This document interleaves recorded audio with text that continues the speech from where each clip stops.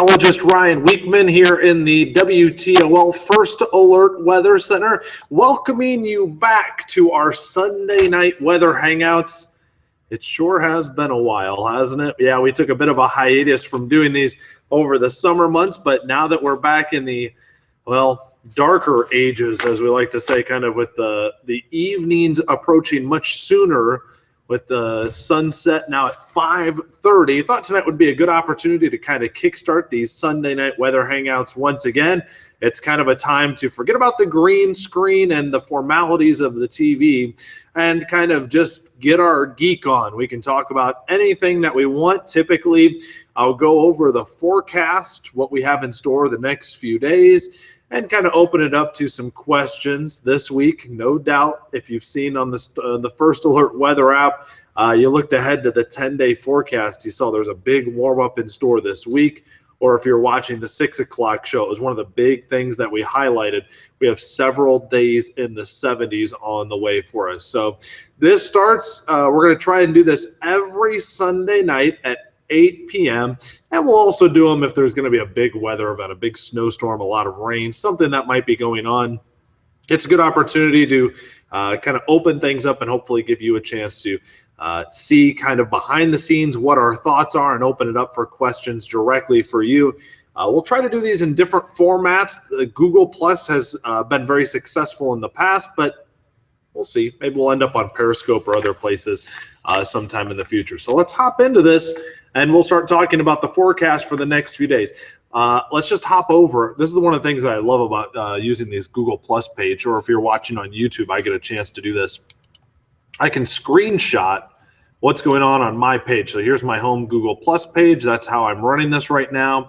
By the way, real quick, if you want to ask questions, I'm going to try to monitor several different places. Of course, my Twitter and Facebook is one of the big places where I take questions, but also over on the Storm Track Weather blog, there's a section where you can write some comments. So if along the way you kind of have a question, what in the world am I talking about? Go ahead, put something in there, and hang on. I'll look it up, and I guarantee I'll get back to your question, and we'll be able to do that. If you're watching on Google Plus right now, there's a Q&A, and so at the bottom of the home page right here that I'll scroll over to, if you go to this page right here, you can ask a question down at the bottom, and immediately it'll pop up in my window. And so it's a little bit more immediate, just kind of something that you can do. All right, let's hop into what we're looking at here. We'll get right into the 7-day forecast. There's those 70s, Monday, Tuesday, Wednesday, Thursday. In fact, Thursday we forecasted 76. That would tie a record high. Good chance for rain arrives on Friday, and a lot of people have shown some concern that remember the history of Northwest Ohio. Anytime that temperatures get warm this late in the season, it can potentially spell some nasty weather, even some severe weather. We've had that in the past. And so we'll talk about what the potential is for any sort of severe weather outlook and what those thunderstorms hold. Right now, it doesn't really look like there's a very high severe potential on Friday. It looks like we might get some soaking rains, but the timing of the system's kind of off, and it's not really all the ingredients quite there for a severe weather day. So that's why we're not kind of sounding off the alarm bells for Friday, even though it's preceded by a lot of warm days. It doesn't look like everything quite kind of lines up. And we'll talk more about this, and that's where we're really going to get our geek on for the warm-up. First, and this is the beauty of this, is I'm going to show you what I look at back here on the First Alert Weather Center to give you the forecast. And one of the first things that we look at, besides the 7-day forecast, just to give you some perspective, is what's going on overall in the atmosphere. And this is a website here. This is hosted by the College of DuPage, and this is kind of easy for me to show you, so that's why I do this for you. And it shows the state of the atmosphere, and I'll zoom in and show you there's a swirl right over Texas. And that's going to be pretty important for our forecast because that's going to slide south and east across the Carolinas, Virginia, and up the East Coast. That leaves us in a position where we're going to be relatively dry. A lot of the lift in the atmosphere and a lot of the moisture is going to be shunted to the south and to the east of our entire viewing area. So we're likely going to stay dry for the next few days. And because there's so much lift in the atmosphere going on across the southeastern U.S., for us, there's going to be downward motion. Just think everything that goes up has to come down. Well, it's coming down on top of us, but that doesn't mean rain. What that actually means, downward motion in the atmosphere, is it's harder for clouds to form and harder for rain to form. So actually, it's a good thing if you want sunny skies. That's what we'll experience because of the storminess that's going to happen across the southeastern part of the United States. That's kind of the easiest way to think about it. That's going to promote some very warm temperatures for us. And here's what we look at, one of the weather maps. For those of you that are weather geeks out there, you've seen these weather maps. They're what I'm about to show is the 500 millibar map, and this is about halfway through the atmosphere. So if you think about the atmosphere as a big piece of cake, think of that middle layer of chocolate in there. That's kind of what we'll be looking at. And what I want you to think also is that all of this is going to be three-dimensional. Let me plop this map on here for you. We're still looking at the United States. If you can see the mouse at all, I'm not sure. I know it's a little bit difficult. Here's Washington, Oregon, California. Here's the East Coast over here. And you'll notice some of the brighter colors. I'm going to put this into motion. And you'll notice that there's some cooler values over Texas. Remember, that's that swirl you saw in the atmosphere. That's that low pressure that's sitting over Texas. Watch as time goes on how that kind of morphs and moves off the East Coast. But more importantly, what's going to happen during this time frame as that low weakens and moves off the East Coast is a big trough works into the western United States. That's those green shades on the left side of your screen. That trough forces a ridge to form in the eastern United States. And for us, a ridge of high pressure overhead also supports dry conditions and also very warm conditions as well. So think of it, if you had a big tub of water and on one side of it, somebody was pushing down, that'd be the West Coast. If somebody's pushing down on that tub of water, what do you think is going to happen over here? Yeah, the water is going to rise. And rising heights in this scenario actually means high pressure. So for us, that's a very good scenario. It means warm conditions, 70s, near record highs. We had to go back and look it up. I had a sheet sitting right over here. I've got it right here of all the record highs. And I went back and I looked in November. See, I'm not lying. There's a whole grid for you there.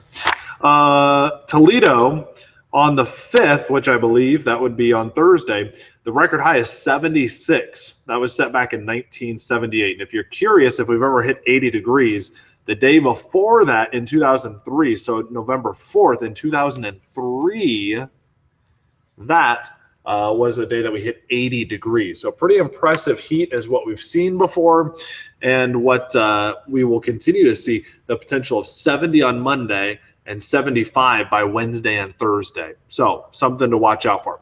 Okay, so if you saw that 7-day forecast, I'll plop it back up on here. If you're just joining in, I see we have a couple new viewers, and I wanted to show you, there's that 7-day forecast. You can download the WTOL weather app, and you can see a 10-day forecast on there. And it shows the next few days warm, but look at Friday. There's an 80% chance of rain. Right now, it looks like the best chance for that rain would be during the morning hours and into the early afternoon. So if we still have football games going on later on or outdoor activities late Friday, I think most of the rain will be gone, but it'll definitely be very soggy out there. So here's what we're looking at. I'll get right to the weather maps for you. Here's what we're looking at, that system that comes through on Friday. So first of all, there's that system in the southeast. It goes off the East Coast, kind of dissipates. Then we warm up on Thursday, and watch how this system develops Friday morning into Friday early afternoon, and then how quickly it exits all the way past Toronto by Friday evening. So there's about a 6 to 12 hour window Friday morning where we'll likely see some showers. Where the heaviest of that rainfall goes, we could see the local areas split. Maybe in northern Michigan, they get a heavy round of rain.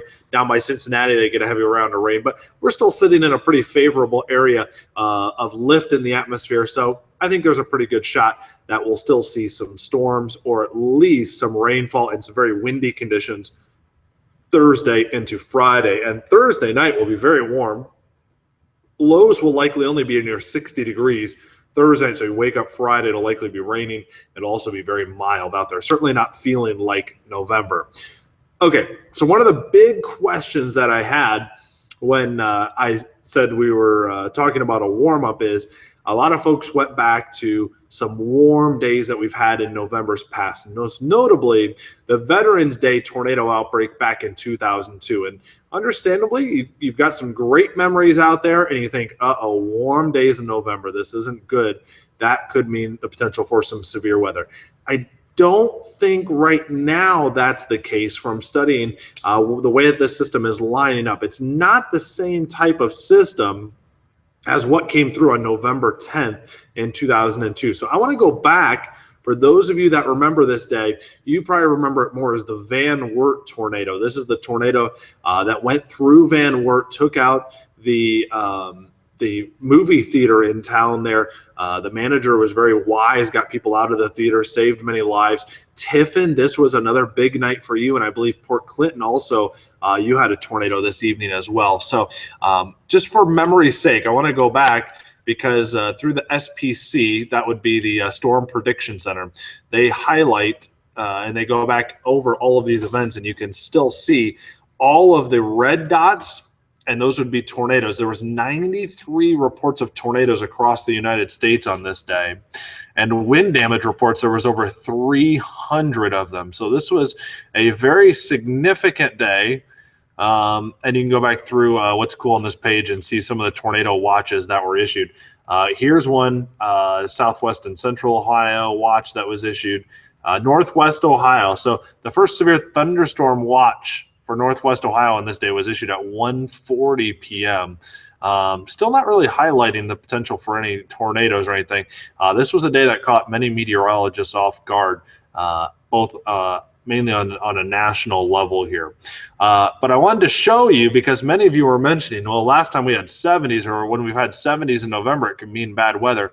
But look at this. These are observations from that day, starting off in the morning. To give you some perspective, it was 58 in Toledo. I'm trying to circle it with my mouse right here. 57 in Findlay. So it started off as a pretty mild, muggy day. There were morning showers that came through. And I'm going to advance this and show you how the winds kind of change and the temperatures change. By early afternoon, it was 66 in Toledo. It was 66 in Findlay. And the warmest that it got, this was as the thunderstorms were coming through right here. It was 68 in Findlay and only 64 in Toledo. So it never actually got that warm compared to some of the temperatures that we're expecting that we could see on the way for this week. And that doesn't mean that there's a higher potential for storms. It means that the setup for this week that's going to bring us the warmth is not the same type of setup that has brought storms and severe weather in the past. So your memories do not serve you wrong. It was a warm, mild day on Veterans Day back in 2002. And if you remember, the November 17th outbreak of 2013. This is what's commonly called the second season of severe weather. When you're in school, you're taught about the collision of the air masses, right? The warm and the cold air colliding, and that typically happens in spring, right? Well, think about fall. It's the same as spring, only in reverse. So you still very easily can get these collisions of air masses. They don't happen necessarily in the exact order that perpetuates severe weather. So you don't get as many events during the autumn season, but you still can get severe weather. And we've seen that over the years here in Toledo. And it's kind of interesting when you go back and look at these, you can see, I'll try to zoom in, here you go, what these storms kind of looked like. And there's that storm. There's a nice curly Q, almost like a question mark looking, or S right there. And there's the Van Wert storm. And of course, we had other storms that day that popped up and produced some very significant weather across the entire viewing area. But anytime that you mention in Northwest Ohio, and especially Toledo, you say the Van Wert tornado, people know exactly what you're talking about. So we have that up there. I'll show you the 7-day forecast. Now, to give you some perspective on what we're trying to do on these Sunday night weather hangouts, again, it's very informal. If you have questions, the best way to ask them is beforehand on the Twitter and Facebook pages, because obviously I'm kind of sitting here talking to you. It's a little bit difficult to monitor everything that's going on.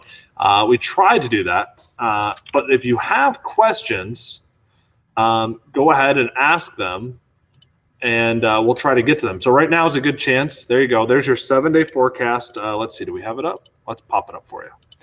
And I'm going to go over real quick and see if we have any questions that are written down over here. Typically, this show will last for about a half hour or so.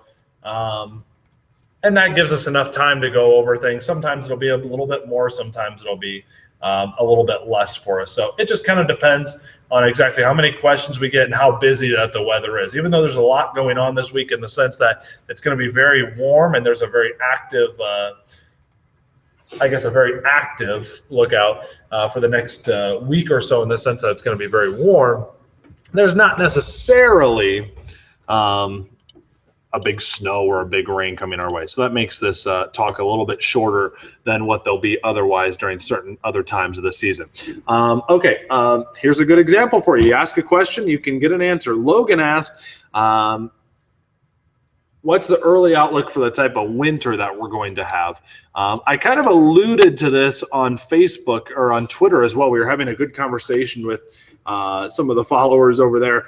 I think that this winter, compared especially with the last two, is going to be relatively easy. Now, you're still going to have some cold weather, but I think this will end up being a pretty dry winter for us. Doesn't mean we can't get a big snowstorm or two, but it's not going to be as constant as what we've had over the last few winters. I think this one will be a lot more gentle for us. You'll still have snow. It'll still be cold, but again, compared to the last few years, it's not going to be anywhere near as bad. So if you went out last year late and you bought a snowblower, you might end up being a little bit disappointed with this winter. But we'll have to wait and see. It's very difficult doing full season forecasts. But what I did is I went back and I found this out. The last time that we were going to be this warm early in November was back in 2003. So I went back and I found the weather map for that day. I went back through the archives and I found the old weather map and compared it to kind of what we're going to be looking at. And I know you won't be able to see this comparison, but I'm going to do it anyway. So over here we have what the old weather map looks like and what's the current weather map's going to look like on Friday, or what the forecasted weather map looks like on Thursday. Sorry, not Friday, Thursday. And I kind of compared the two, and there's a lot of similarities. They're not exactly the same, but there's a lot of similarities. And so I went back and I looked also at the winter from 2003 into 2004, and it was a pretty gentle winter as well. So there's a lot of similarities to 2003, and so it kind of gives us increased confidence by looking in the past. It can help you forecast kind of what's looking ahead forward for us.